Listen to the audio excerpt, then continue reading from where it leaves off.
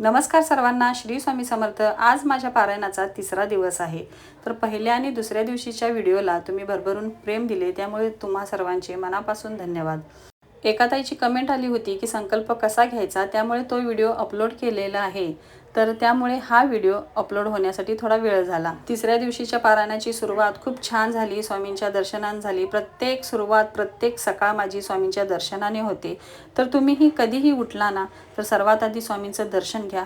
आपण आंघोळ केलेली नसते, पण लांबून तरी आपण स्वामींचं दर्शन घेऊ शकतो ना। सकाळी उठल्या उठल्या स्वामींचं दर्शन घ्यायचं, स्वामींना नमस्कार करायचा। खूप छान दिवस जातो आणि पूर्ण दिवस आपल्याला एक सकारात्मक ऊर्जा आपल्याला मिळते। खूप पॉझिटिव्ह आपल्याला दिवसभर वाटत असतं। त्यानंतर येते घरातली स्वच्छता। तर फरशी पुसत असताना त्यामध्ये थोडंसं मोठं मीठ घालायचं। तर घरातली सगळी स्वच्छता, घरातलं सगळं आवरून त्यानंतर मी बसले पूजेला। तर घरातलं सगळं आवरून झाल्यानंतरच मी वाचनाला बसते, कारण की मग घरातली जी काही कामं असतात ते परत आपल्याला सारखं डिस्टर्ब होतं। त्यामुळे मी बरोबर 10 वाजता वाचनासाठी बसते। 1 तासाभरात माझं वाचन होतं।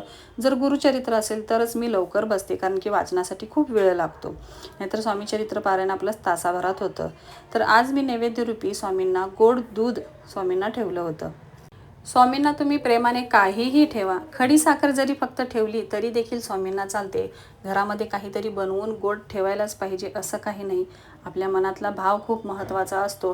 तुम्ही एखाद्या वेळेस स्वामींना सांगा, स्वामी आज खूप गडबड आहे हां स्वामी, मला तुमच्यासाठी जेवण बनवण्यासाठी तेवढा वेळ नाही आहे। अगोदर वाचन करायचं आणि मग मी तुमच्यासाठी काहीतरी बनवेन, किंवा संध्याकाळी मी तुमच्यासाठी काहीतरी बनवेन। आज फक्त मी खडीसाखर ठेवेन हां स्वामी। हा जो भाव असतो ना मनातला, हाच भाव स्वामींना हवा असतो।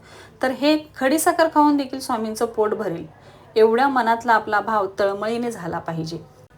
तर मी वाचनाला बसणे, वाचन करत असताना देखील आपलं सगळं लक्ष हे वाचनावर असलं पाहिजे। आपण काय वाचतोय, प्रत्येक ओवी आपल्या लक्षात आली पाहिजे। प्रत्येक ओवीमधील जे चित्र आहे ते देखील आपल्यासमोर उभं राहिलं पाहिजे। हे 1 ते 21 अध्याय आपल्याला एवढं काही शिकवून जातात। जो कोणी म्हणजे ज्याला कोणी हे याचा अर्थ कळतो ना, तर त्याला पूर्ण जीवन कळेल, पूर्ण आयुष्य कसं जगायचं हे कळेल। हे 1 ते 21 अध्याय आपल्याला सांगून जातात। स्वामी चरित्र सारामृत म्हणजे काय, ज्या काही लीला स्वामींनी केल्या अक्कलकोटमध्ये, अनेक लीला स्वामींनी केल्या, हजारो लीला स्वामींनी केल्या, त्यातल्या फक्त 1 ते 21 लीलाच आपण वाचू शकतोय। या 1 ते 21 अध्यायाची देखील प्रत्येक अध्यायाची एक वेगळी फलश्रुती आहे। पहिल्या अध्यायाची एक वेगळीच फलश्रुती आहे, दुसऱ्या अध्यायाची एक वेगळीच फलश्रुती आहे। अशी प्रत्येक 21 अध्यायाची आपापल्या परीने एक फलश्रुती आहे। आता समजा तुम्हाला नोकरीसाठी सेवा करायची आहे, तर तो एक अध्याय तुम्ही रोज वाचायचा। जर तुम्हाला लग्नासाठी सेवा करायची आहे, तर त्यातला एक अध्याय रोज वाचायचा। अशी प्रत्येक अध्यायाची एक एक फलश्रुती आहे। आणि कोणत्या अध्यायाची कोणती फलश्रुती आहे हे देखील आपल्या चॅनलवर याचे व्हिडिओ अपलोड केलेले आहेत। जर तुम्हाला तुमच्या इच्छेनुसार एखादा अध्याय स्वामींचा रोज वाचायचा असेल, तर तुम्ही तो व्हिडिओ पाहून तुम्ही एक अध्याय सुरू करू शकता, ज्यांना रोजच 1 ते 21 अध्याय वाचण्यासाठी वेळ नाही। आणि स्वामी चरित्र सारामृत हे कधीही घेत असताना केंद्रातीलच घ्यायचं। का, आपण जे बाकीचे घेतो ना दुकानामधून, शॉपमधून, धार्मिक पुस्तकांच्या दुकानामधून जे घेतो ते खूप कठीण शब्द असतात, संस्कृतमध्ये जास्तीत जास्त असतात, त्यामुळे आपल्याला कळत नाही। ज्यांनी संस्कृतमधून शिक्षण घेतलेलं आहे त्यांना तर ते कळून जाईल, पण जे मराठी माध्यम आहेत त्यांना ते तेवढं काही कळत नाही। त्यामुळे जे दिंडोरी प्रणीत जे ग्रंथ आहे ना, तर ते व्यवस्थित आपल्याला कळून जातं। एक वेळा तुम्ही जर 1 ते 21 अध्याय काय आहेत हे जर तुम्ही मराठीत ऐकलं किंवा मराठीत त्याचं वाचन केलं, तर तुम्हाला कळून जाईल की हे पूर्ण अध्याय आपल्याला काय शिकवतात, यामधून आपल्याला काय धडा मिळतो, तुम्हाला लगेच कळेल।